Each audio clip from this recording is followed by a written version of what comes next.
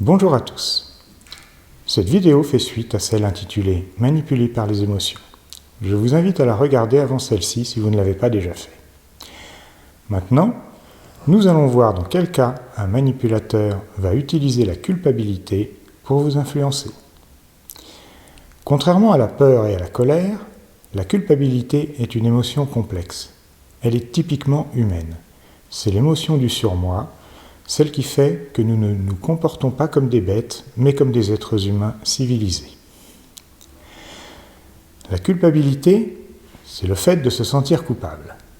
Et quand on est coupable, on n'est pas capable.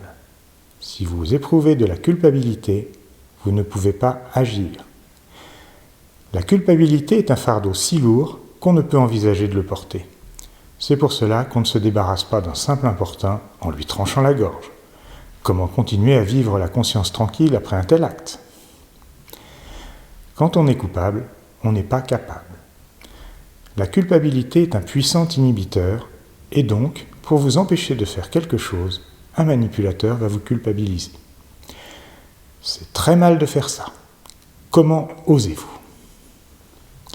Rassurez-vous, je vais m'abstenir de vous montrer Greta Thunberg disant « How dare you ?» même si ce n'est pas l'envie qui m'en manque. La culpabilité est une émotion que nous partageons tous.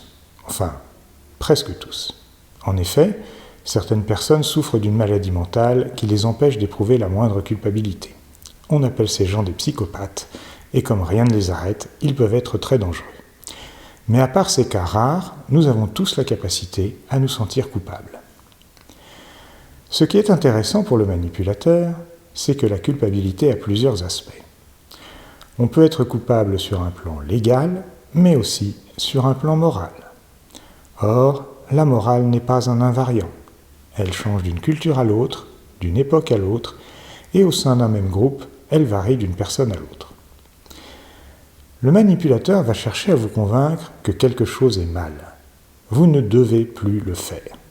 Il va vous le répéter sans cesse et vous faire croire que tout le monde est d'accord avec lui. Vous êtes dans le camp du mal, et même si vous n'êtes pas tout seul, ça viendra. Vous serez bientôt exclu de la société, exclu de l'humanité, coupable.